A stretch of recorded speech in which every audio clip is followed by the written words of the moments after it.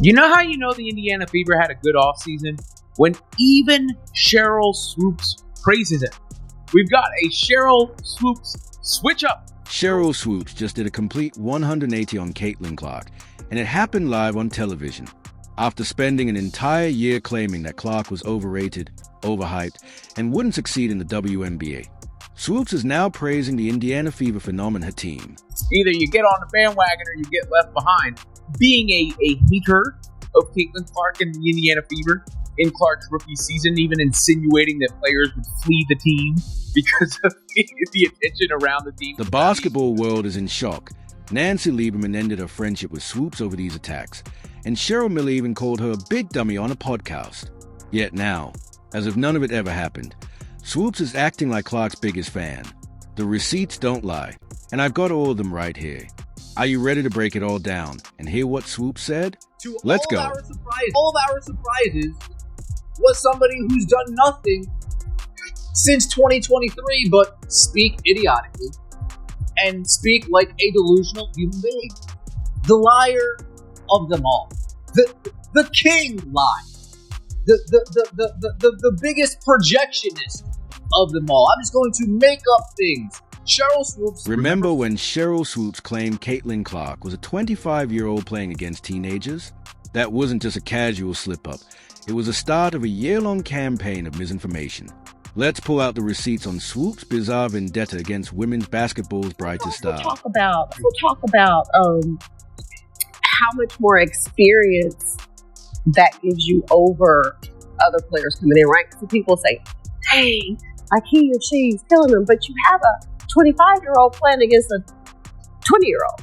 The timeline of Swoopes' attacks is both consistent and consistently wrong. During Clark's record-breaking college career, Swoopes launched her first major salvo by questioning the legitimacy of Clark's NCAA scoring achievement. On Gills Arena she boldly declared, if Kelsey Plum set that record in 4 years, then Caitlin should have broken that record in 4 years. If you're going to break a record, to me, if it's legitimate, you have to break that record in the same amount of time that player set it. Okay. Right? So if Kelsey Plum set that record in 4 years, well, Caitlin should have broke that record in 4 years. But because there's a COVID year and then there's another year, you know what I mean? So she's already had an extra year to break that record. So is it truly a broken record? This statement ignored a basic fact. Clark did break the record in 4 years, the exact same time frame as Plum. Swoopes insinuated that Clark had unfairly benefited from COVID-19 rules allowing a 5th year, a year Clark never actually took. What makes these comments so problematic isn't just their inaccuracy, but the absolute certainty with which Swoopes delivered them. She spoke with the confidence of someone stating that the sky is blue, not someone spreading falsehoods that could be fact-checked with a simple Google search. When confronted with corrections, instead of acknowledging her mistakes, Swoopes dug her heels in even deeper. Clark right now probably takes about 40 shots a game. Carry on. I know you like that. Yeah. I said that because when she comes to the league, regardless of what team she goes to that has vets on that team, she probably ain't gonna get 40 shots a game. As Clark's career progressed, so did the attacks. As she was getting ready to join the WNBA, Doom confidently predicted, will Caitlin Clark be a good pro? Will Caitlin Clark come into the WNBA and do what she's doing right now immediately? Absolutely not going to happen. Well, guess what? Clark dominated her rookie season, breaking 62 records and winning Rookie of the Year. She wouldn't be good.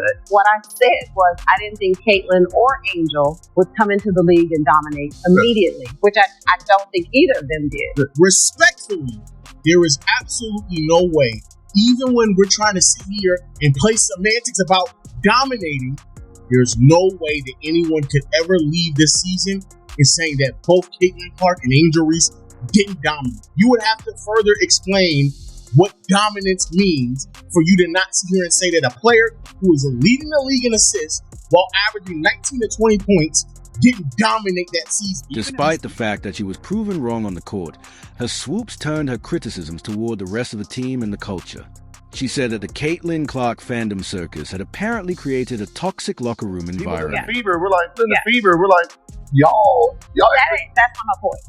There's a lot of other shit going on that players are like, this ain't where I want to be. Over there. Yeah. It's a lot. A lot.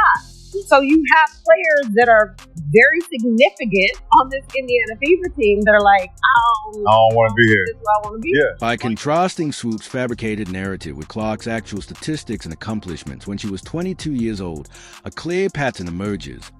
This wasn't a respected analyst providing fair criticism. Rather, it was a calculated campaign to diminish one of women's basketball's biggest stars at every turn. The basketball world took notice, and Nancy Lieberman, Stephen A. Smith, and eventually Cheryl Miller would step forward to challenge Swoopes' assertions. These weren't just random. Sheryl Swoopes has been missing. Sheryl Swoopes is MIA. They got a APB out for Sheryl Swoopes. If you see Sheryl Swoopes, she did a lot of talking a few months ago about the Indiana Fever, the locker room environment, how people didn't want to play there, how people wanted to leave. Nancy Lieberman is a Hall of Famer, and they have been friends for 30 years. As Swoopes pressed on with her campaign against Clark, the basketball community's patience was not only wearing thin, but also completely shattered. Since she was in college, I helped do her shoe deal with Nike in 1993, took her to her first SBs. I've known Cheryl, I've coached her, have a lot of respect for her. I called her when Caitlin was still playing at Iowa, and she had just broken Maravich's record. And it was all over the place, as you and I have discussed, that, there was this quote by Cheryl that said, Caitlin was, 25 years old. She was, 24 years old. She was a fifth-year senior. Right. She was taking 40 shots a game. Her records were illegitimate. The breaking point came when Lieberman, one of the most respected voices in women's basketball, tried to have a private conversation with her longtime friend Swoopes. I called her a friend, Lieberman said. And I said, you can say whatever you want, but you do have to get the statistics right. This wasn't just a casual disagreement between colleagues. Lieberman was trying to say both the truth and the friendship. I got off the treadmill and I called her as a friend. And I said, you can say whatever you want. You can have your own opinion about anybody, but you do have to get the statistics right. I mean, facts matter. And if you just get ahead of this and just say, hey, I made a mistake on my numbers, then this thing is over and everybody respects you for your opinion. And, you might like Boston, I might like the Yankees. It's okay to have difference of opinions. Well, she got upset with me on the phone, and I was like, Cheryl, I'm not doing anything to hurt you. I'm just sharing. We're talking. And so our relationship is pretty much is not happening at this point. I tried to talk to her at the Final Four. Right. She didn't want to talk to me. My life's going to be good or great with or without Sheryl Swoopes in my life. I'd rather have her in it. Swoopes didn't take the criticism well. And according to Libran, the relationship between these two basketball legends is pretty much over. They haven't spoken since that conversation, which was an extraordinary moment because defending Clark's accomplishments literally cost Lieberman a long-term friendship in basketball circles.